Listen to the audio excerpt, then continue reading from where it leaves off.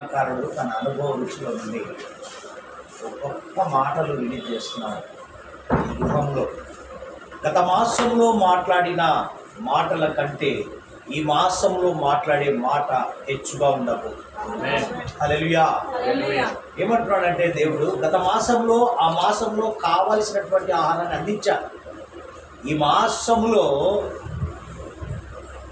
మాస మధ్యములో అనగా ఇక చివరి ఒక 10 రోజులు మనకు అయిపోతుంది నెల.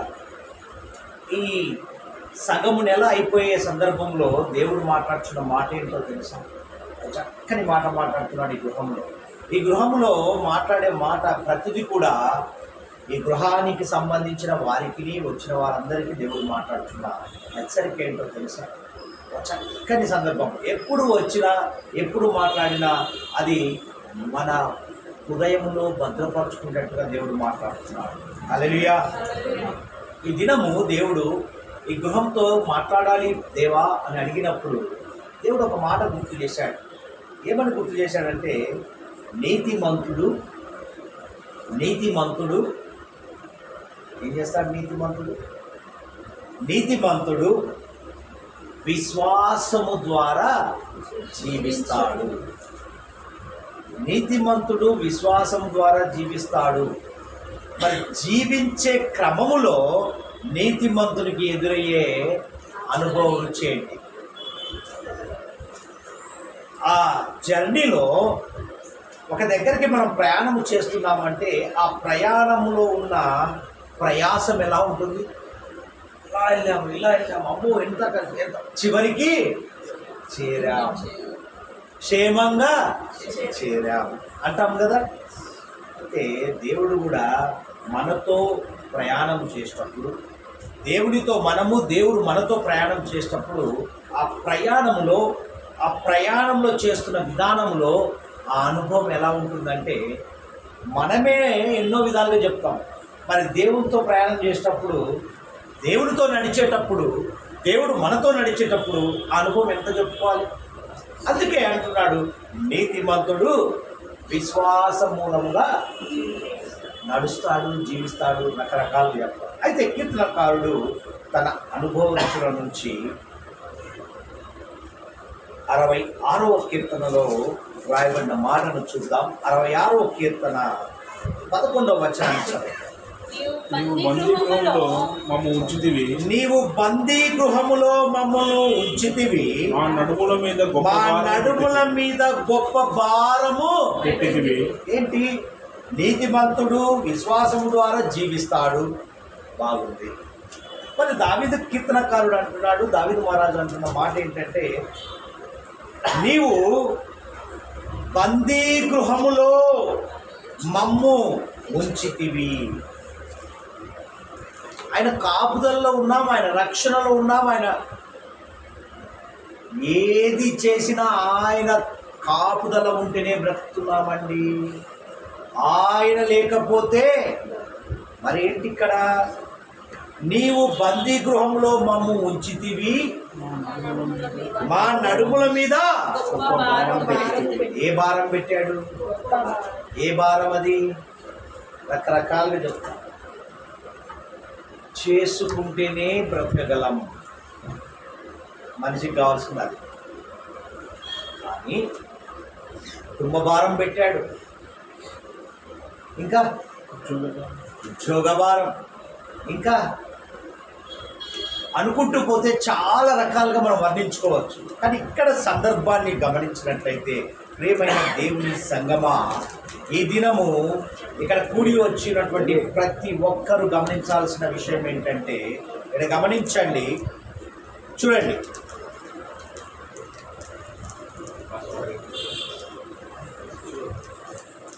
కూర్చోండి.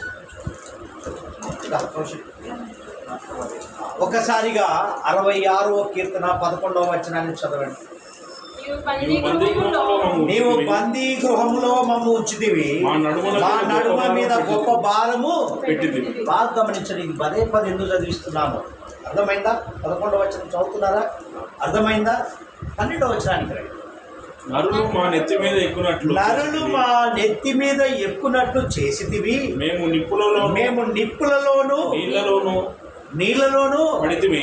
నీ నా మన జీవితం అంతా నెమరు వేసింది. నీకున్నటువంటి అన్ని కనపరిచాడు. నువ్వు చెప్పుకోనక్కర్లేదు. ఇక నీ కష్ట సుఖాలు, నష్టాలు, లాభాలు అన్నీ కనపడుతున్నాయి. వర్ణించేశాడు. రండి, కిందికి రండి. అయినను నీవు సమృద్ధి గల చోటు, ఇది కావాలి మనం. అయినను నీవు సమృద్ధి గల చోటికి మమ్ము రప్పించి హల్లెలూయా. ఎన్ని కష్టాలు పడ్డా, ఇరుకులు ఇక్కట్లు పడ్డా, ఎన్ని వేదనలు పడ్డా, చివరికి ఎక్కడికి తీసుకొచ్చాడు? సమృద్ధి గల ఇజ్రాయేలు ప్రజల విషయంలో ఐగుప్తులో బానిసత్వాన్ని చూసినటువంటి దేవుడు వారిని ఏం తీసుకొచ్చాడు? వారిని ఎలా నడిపించుకుంటూ వచ్చాడు? ఎక్కడికి తీసుకొచ్చాడు? పాలు తేనెలు ప్రవహించే బ్లెస్సింగ్, ఆశీర్వాదంలోనికి చివరికి ఎక్కడ తీసుకొచ్చాడు?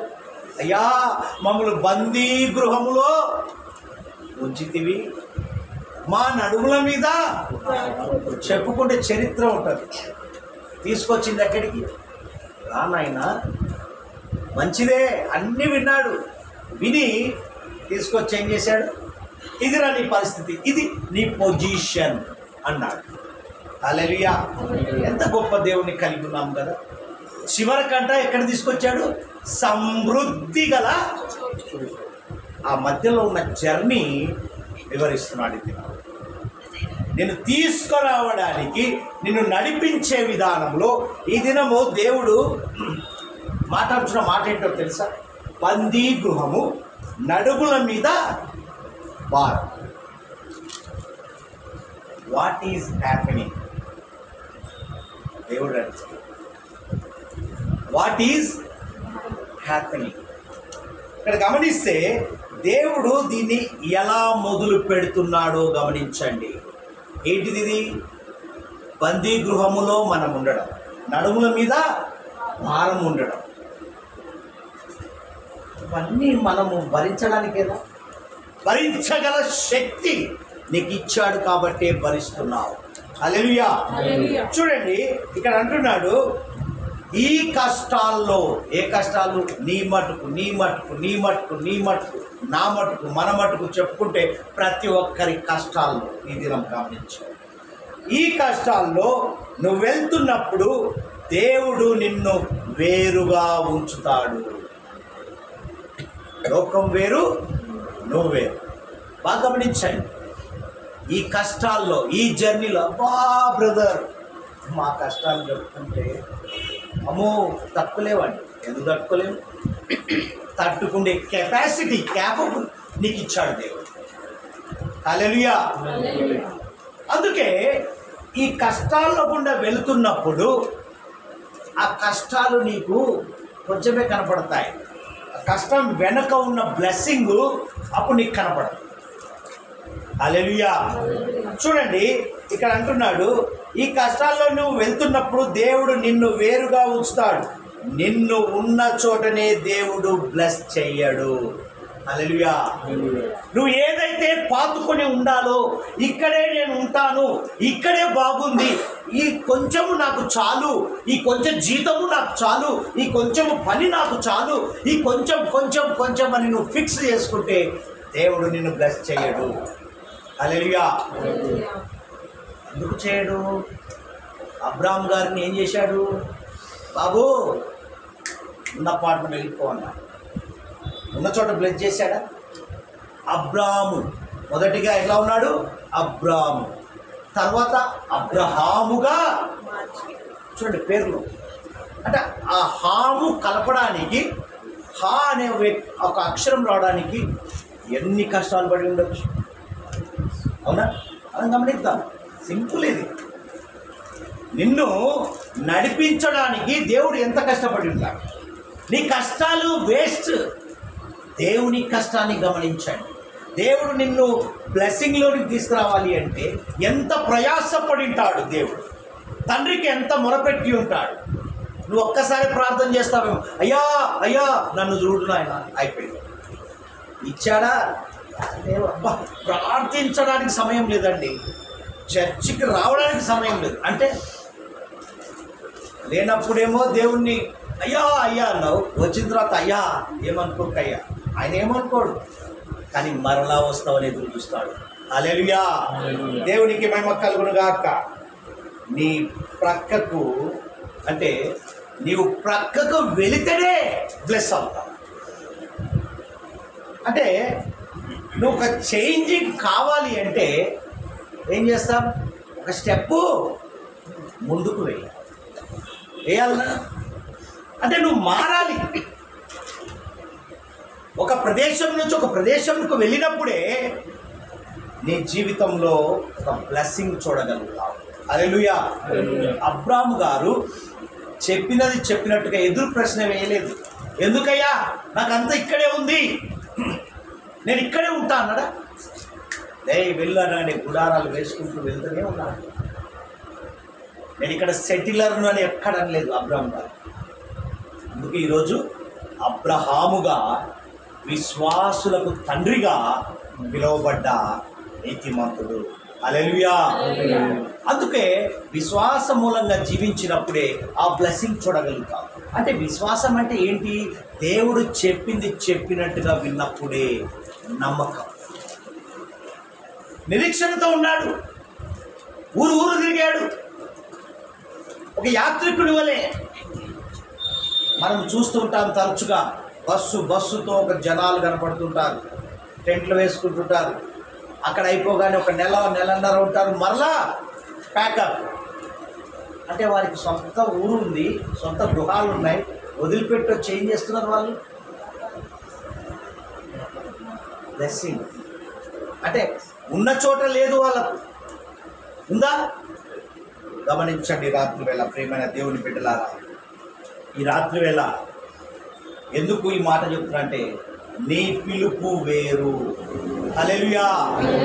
దేవుడు పిలిచిన విధానము వేరు. ఏంటో తెలుసా? అది యుగ యుగములు జీవించుట కొరకే నిన్ను పిలిచాడు.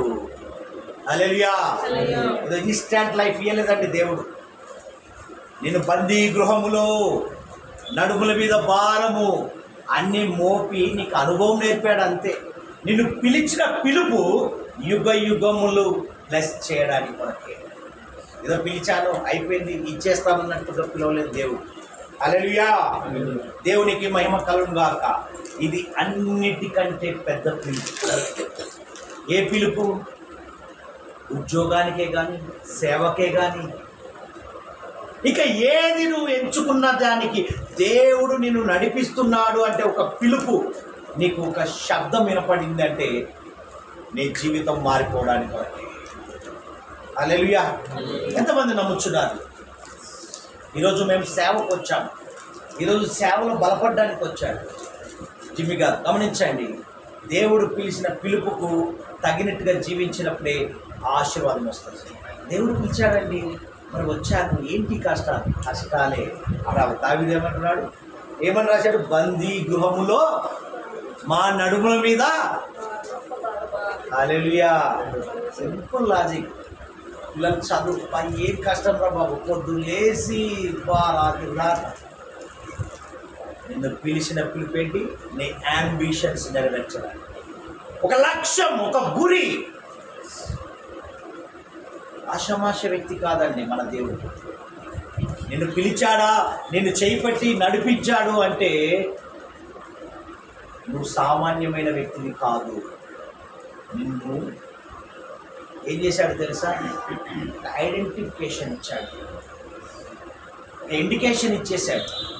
రా బిడ్డ, ఒక ఉన్నత స్థానంలో కూర్చోబెట్టడానికి నేను పిలిచాను. హల్లెలూయా. దేవునికి మహిమ కలుగును గాక. ఈ పిలుపు ఏంటో తెలుసా? అన్నిటికంటే పెద్ద పిలుపు ఇది. ఈ పిలుపు విని వచ్చిన వారందరూ బ్లెస్ అవుదురు గాక. హల్లెలూయా. ఈరోజు గృహకోడిక ఇక్కడ ఉంది, రండి అని పిలిచామంటే అది మన పిలుపు కాదు. వచ్చావా, ఏం పొందుకున్నావో అది నువ్వే చెప్తావు.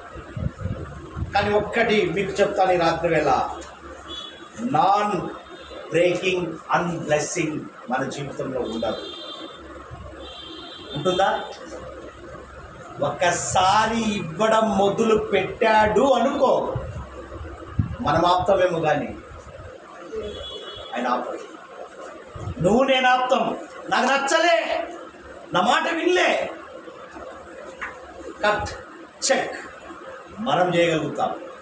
ఒక్కసారి ఆయన పిలిచిన పిలుపు విని వచ్చావా, నీకు స్టార్ట్ చేశాడా, నీకు విడుదల చేశాడా, నీ కట్లు తెంపి వాటిని ఏం చేస్తాడో తెలుసా, తీసి మళ్ళా కట్లు అనేది కనపడకుండా చేస్తాడు.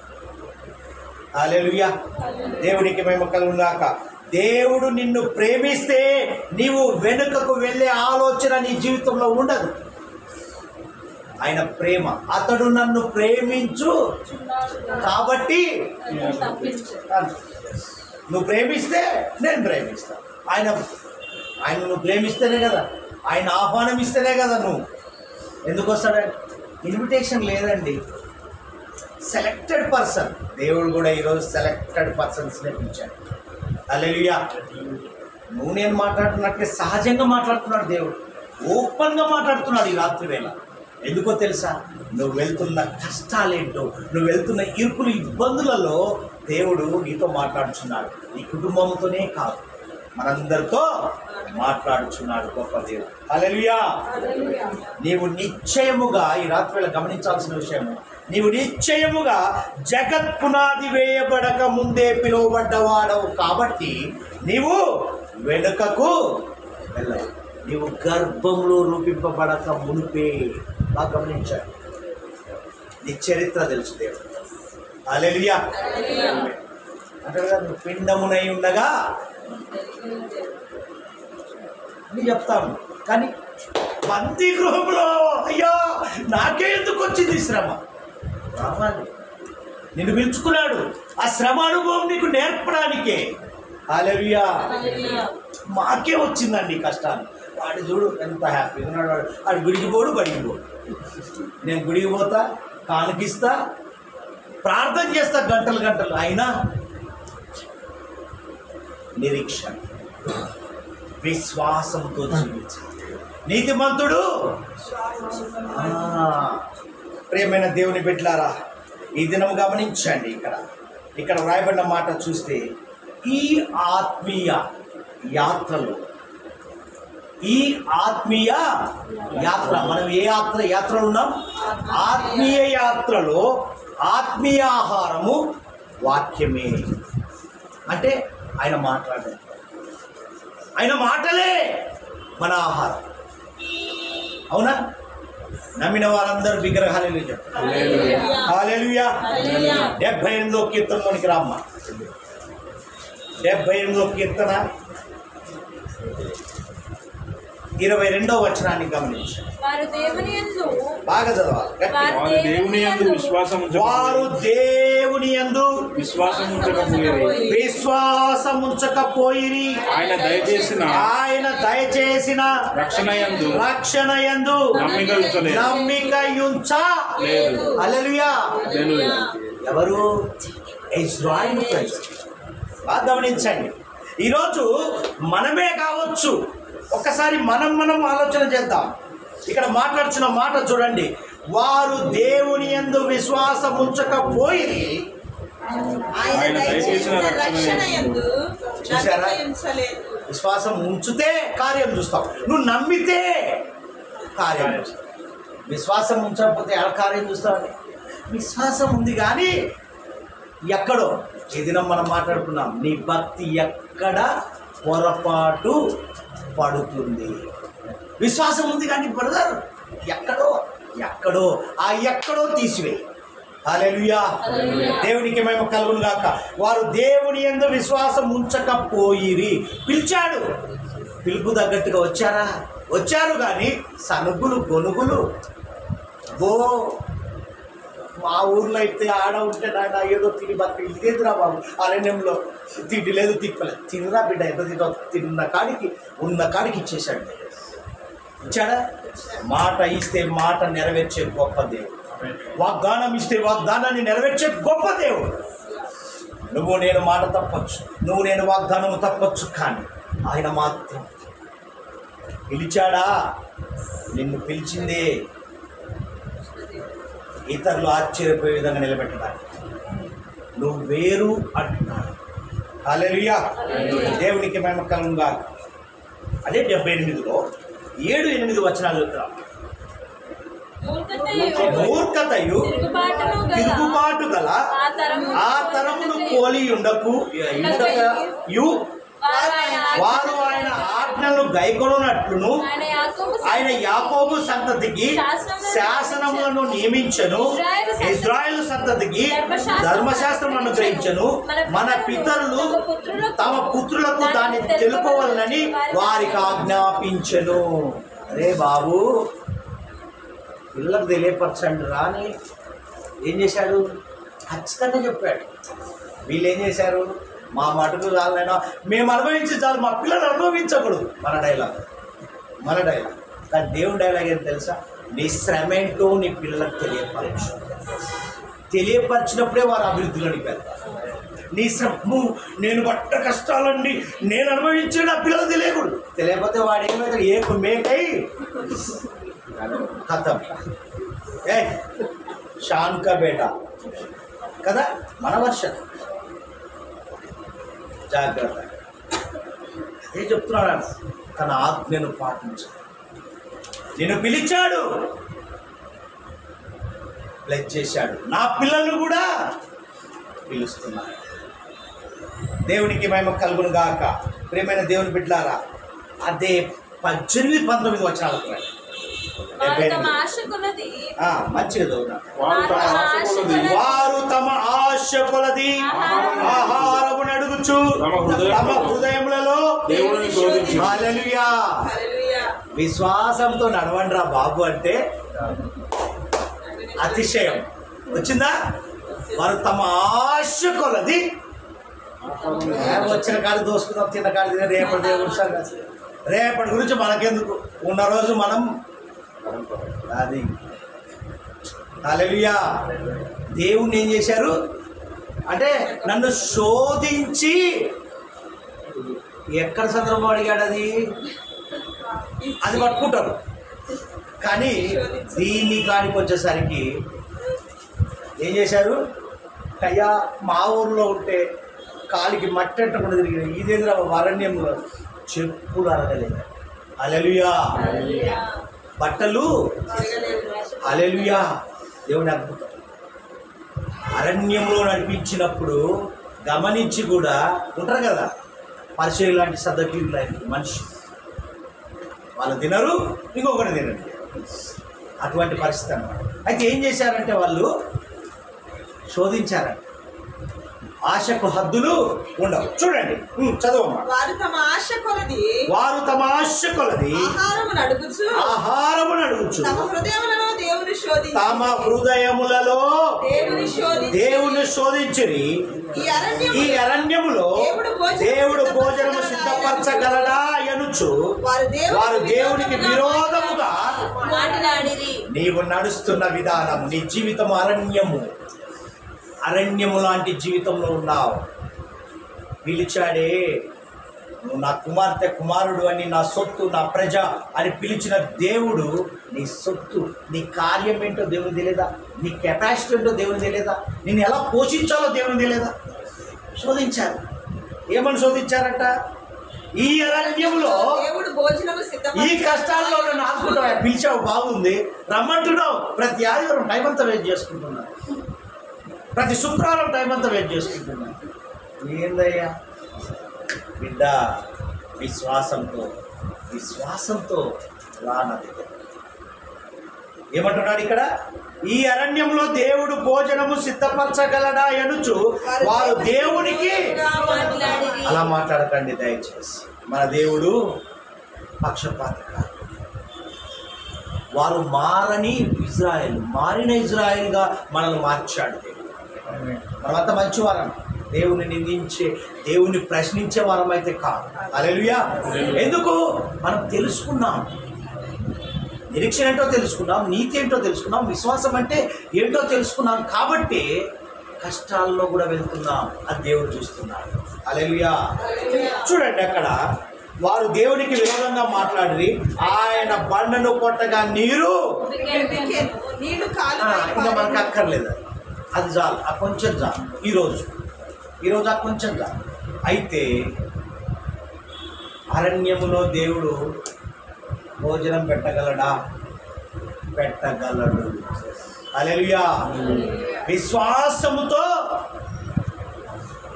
భక్త సింగ్ గారు, నేను ఎప్పుడు చెప్పనివి, భక్త సింగ్ గారు ఒక పెద్ద క్రూసైడ్ ఏర్పాటు చేశారు.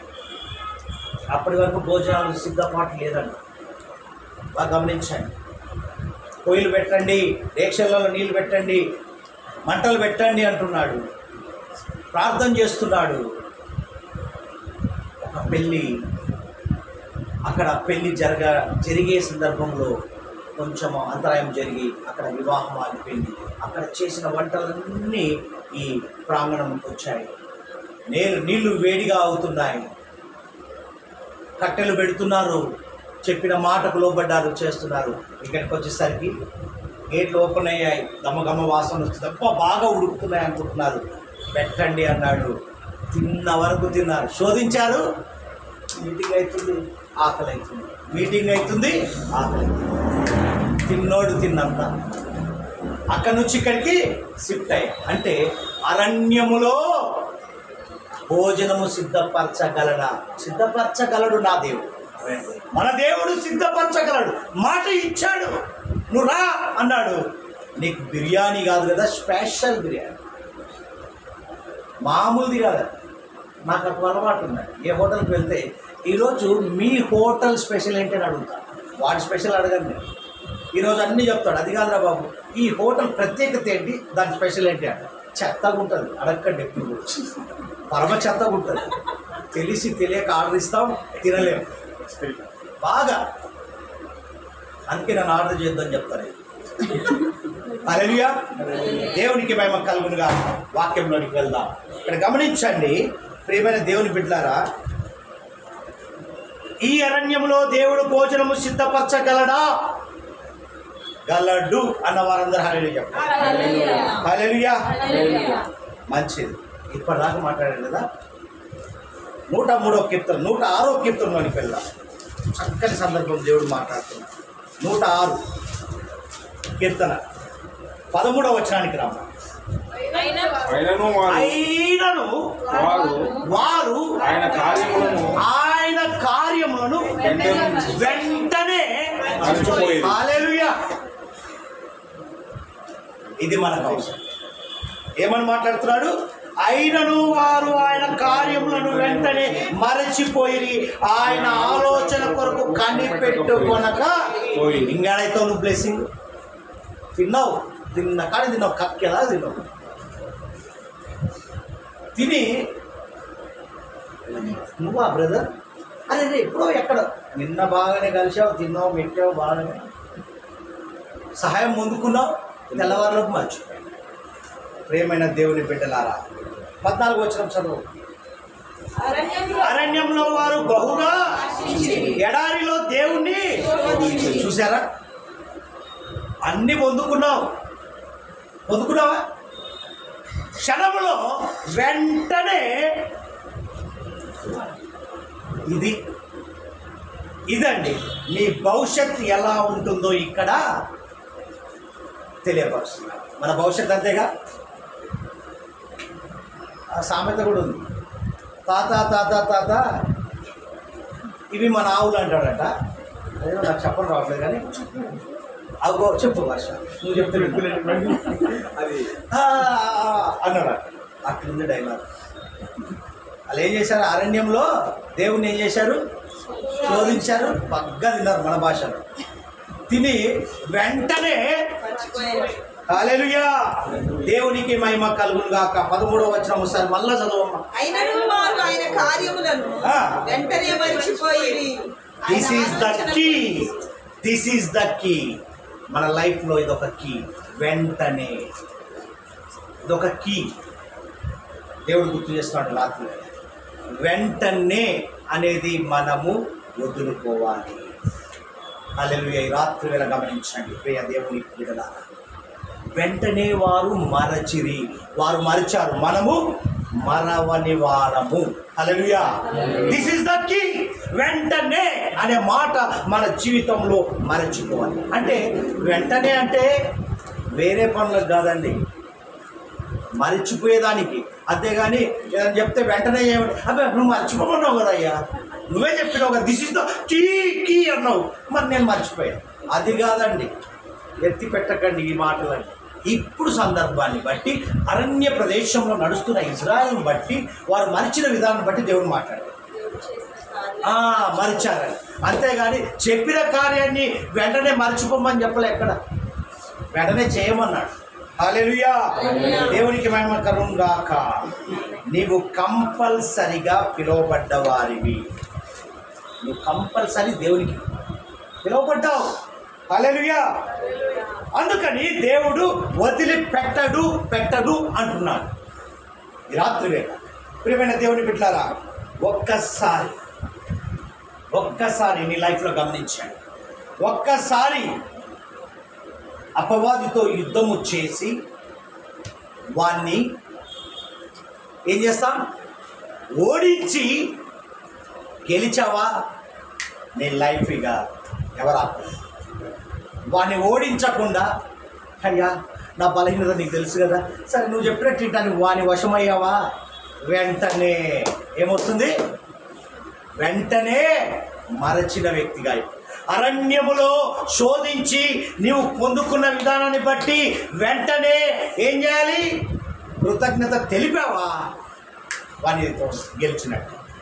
హల్లెలూయా. ఎవరితో, మన ఎవరాడు దగ్గర బంధు. జాగ్రత్త ఈ రాత్రి వేళ ప్రియమైన దేవుని బిడ్డలారా. 66వ కీర్తనలోనికి రామ, 66వ కీర్తనలోనికి త్వరగా 10వ వచనం సార్. దేవా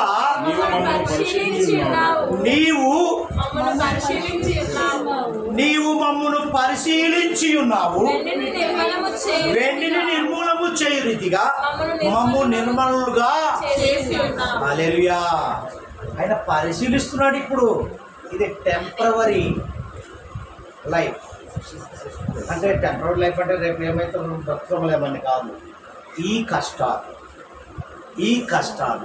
ఈ నష్టాలు, ఈ జర్నీ ఎలా ఉందంటే కదిలిస్తే ఎవరు ఆపలేదు. ఏడ్చేంత ఉంటుంది కష్టాలు, చెప్పుకోలేనంత ఉంటుంది. చెప్పుకోలేనంతగాను ఉన్న నిన్ను పిలిచాడు అంటే ఒకసారి గమనించండి, ఎంత శోధించి ఉండొచ్చు.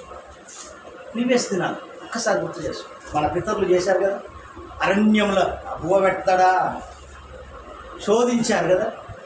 అలాంటిదే వెంటనే మరచిపోయిన కార్యాలు ఏమైతే ఉన్నాయో వాటిని ఒకసారి నెమరు వేసుకున్నాం. ఆయన చేసిన ఉపకారాలు వెంటనే మర్చిపోయామేమో, వాటిని ఒకసారి నెమరు వేసుకొని ఒక్కసారిగా కృతజ్ఞతలు చెల్లించి, అయ్యా నేను మరచిన స్థితిలో ఉన్నాను, అందుకే బ్లెస్సింగ్ ఆగింది, ఒకసారి నన్ను క్షమించు అని ఎప్పుడైతే అడిగావో ఇక నువ్వు దేవుడు అది ఎవ్వరు ఓపెన్ ద డోర్ అంతే. హల్లెలూయా. దేవునికి మహిమ కలుగును గాక. అయినను ఏమంటున్నాడు అక్కడ, రండి కిందికి రండి.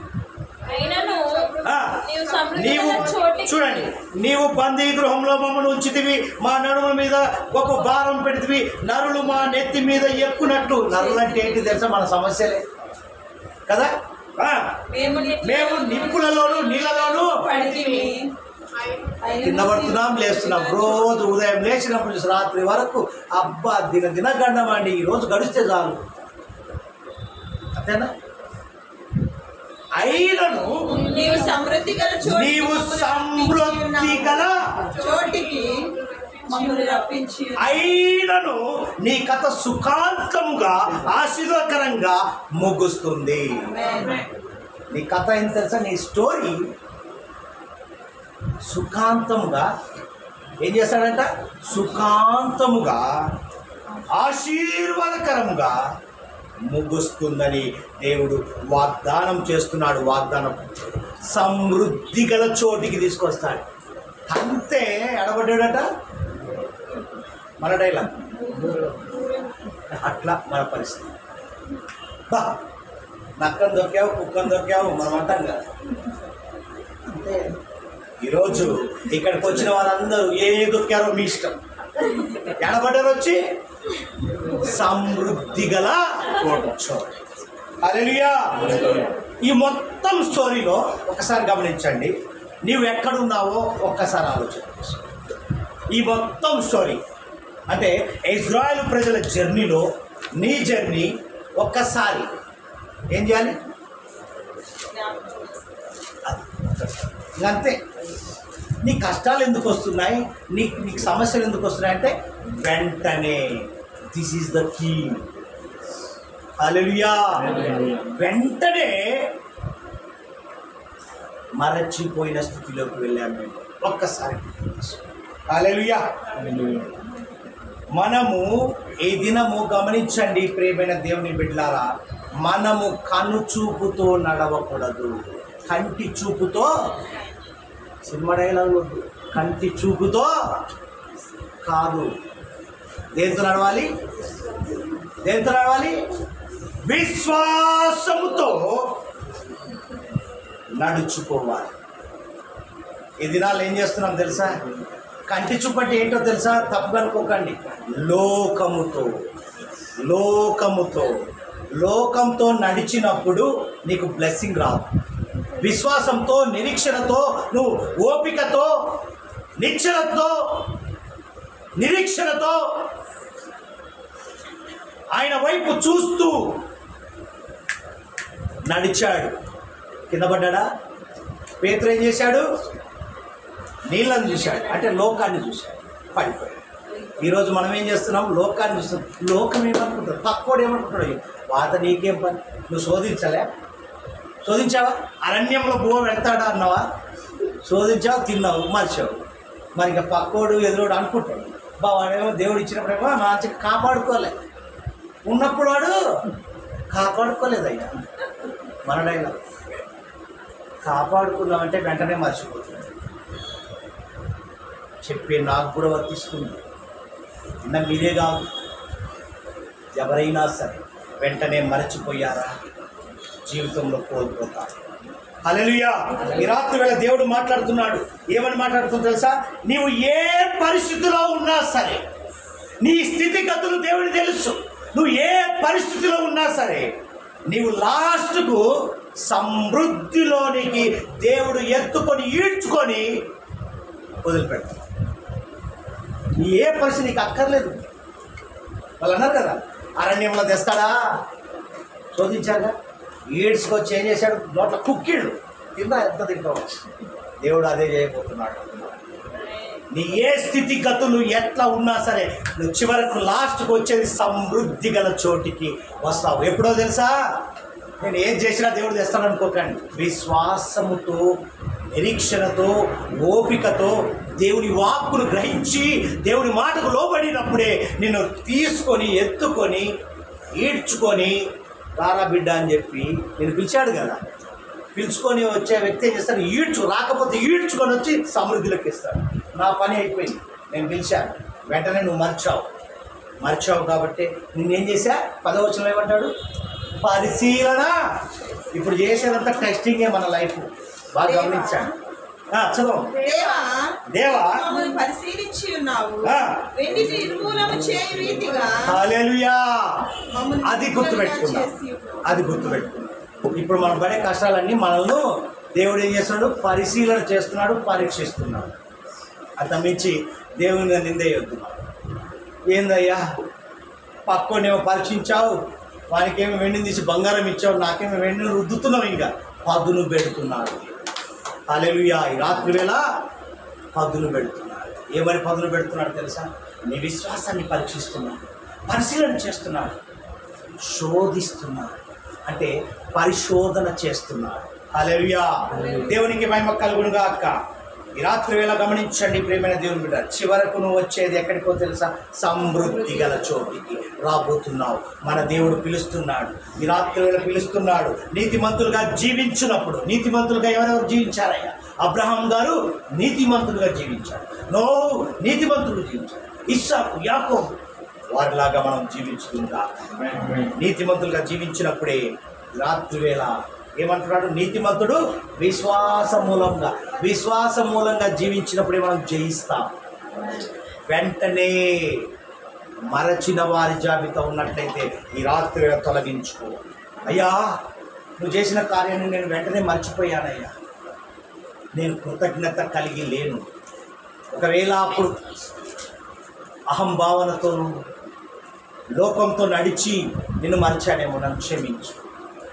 రాత్రి వేళ అయ్యా, మా నడుము మీద పెట్టిన భారం బందీ గృహం కాదు మేమున్నది, మేము సమృద్ధి గల చోటికి వచ్చాము అని నువ్వు ఎప్పుడైతే అనుకుంటావో ఈ దినం నీ బ్లెస్సింగ్ ఎవరా?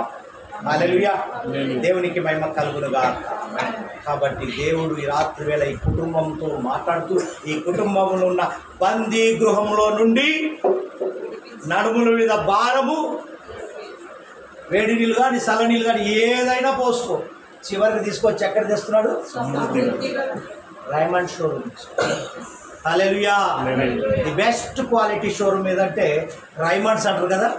సమృద్ధి గల చోటికి దేవుడు తీసుకొస్తున్నాడు. హల్లెలూయా. నువ్వు కోరింది ఇక, అవునా? ఈరోజు అది పొందుకుందురుగాక. దేవుని మాటలు దీవించునుగాక.